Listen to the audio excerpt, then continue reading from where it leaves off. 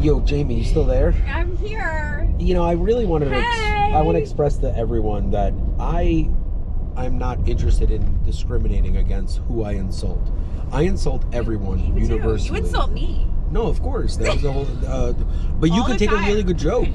You could take a really good joke, and can you close that, please? I needed to air it out for a second. We just spritzed. Don't forget smell-o-vision.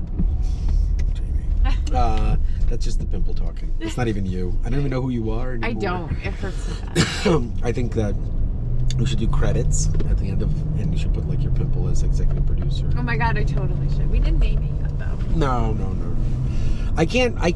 I think that it's a very affectionate thing that I do when I name growths in women. Wait, we named it. Well, I named my first girlfriend had You remember? had what? The Meduke. The Madugno? The Lou Madugno?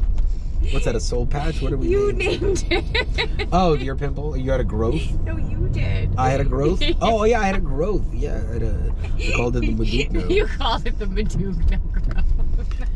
This fucking guy. It was classic.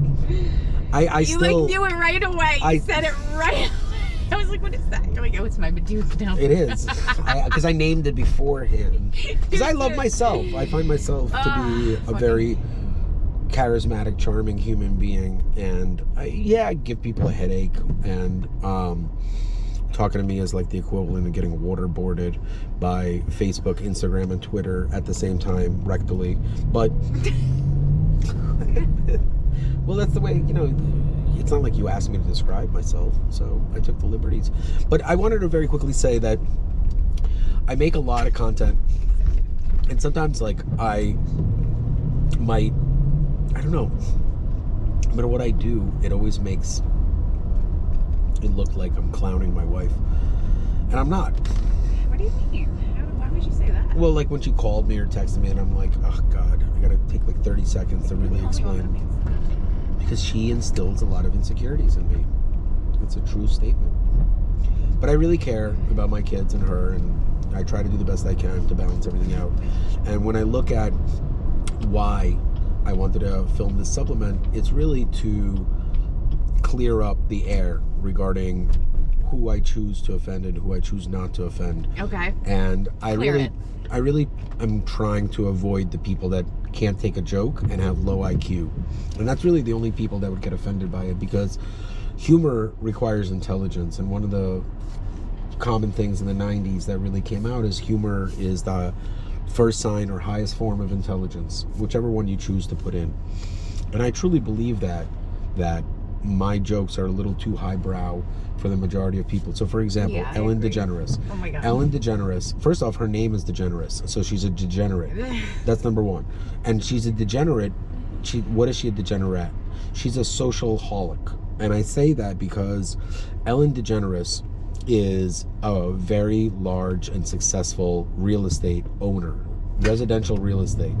And from what I understand is she's a really horrible human being. So when I look at the world of real estate and horrible human beings, I've never met a woman that is in that world and is a piece of shit. So Ellen DeGeneres is kind of like a little man. She's like 5'3", and I say this because all her life I'm sure she's wanted to be a man, but she doesn't have a large demeanor. But I think that she's worth $370 million is what publicly the New York Post. And I would have to say that I'm not sure if within that $370 million is a $200 million real estate portfolio, or she's $370 million and then there's $200 million where she's worth close to $500 million. Yeah. And the reason why the American public is so easy to persuade and to change is that if you are a human being who wanted to liquidate $200 million in real estate and you no longer are viable in our society, she's old, she's not relevant, Right. She's angry, she's not funny. She's gonna go out on top. She's gonna go and she's gonna say, you know what, I'm selling all my real estate because I hate Donald Trump. And I'm moving to England. Yeah. Despite the fact that England requires an immigration process, Yeah, right. and They're a bunch just of other. moving. They're They just, left right on. they're just like, yeah, like fuck the United States, you know, Right. like, you know, and that's Forms. We don't need to fill out any forms. Leeds. Like, no, the irony behind this whole thing is that Ellen DeGeneres has a publicist and a team of human beings that create content, and they get paid for it, and that content is used for people who are, that's Ellen and Portia's house, and people buy it, and they don't just buy the real estate, they buy the bullshit, and they love buying the bullshit. Yeah. And you got to give her credit. I mean, obviously anyone with 2 cents and that has the ability to buy a $35 million house would be like, yeah, okay, you're moving because you hate Donald Trump. That makes all the sense in the world. Like, one would assume that a satirical comedian would use the platform of the freedom of speech to viscerate her enemies. No. But no. We're going to go ahead and create a sense of hostility. We're going to create a sense of danger. Because, remember, they're moving out of this country because they're fearing something. So what are they fearing? And that unknown fear is the root cause of almost every single major social conflict in our society. We are afraid of humans that we don't understand, we don't know, so we gravitate towards labeling them our enemy. Yeah. Why take the time?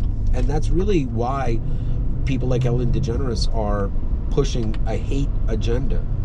And I have a very big problem with that, because being that she is homosexual, she has raised her brand on the platform of being pro-gay, pro-tolerance. What kind of a universe are we living in where Ellen is able to be so distolerant or intolerant of other Americans that she moves out of the fucking country? That's like, what kind of like a message does that send to the confused Very well youth? Articulated. Thank you. I really wanted to do that. Well, on that note, we're gonna go on top. I agree. You should go out on top. I gotta exit this one like George Costanza. And on that note, I say to everyone, be true, stay benevolent, whatever he says. I'm Rex Smith. And check out The Pentaveret. It's on Netflix. It's 2022. The best part of the movie show or whatever it is episode 1 at 12 minutes and 31 seconds. Always remember, The Pentaveret. We're just like all the other secret organizations. Except we're kind.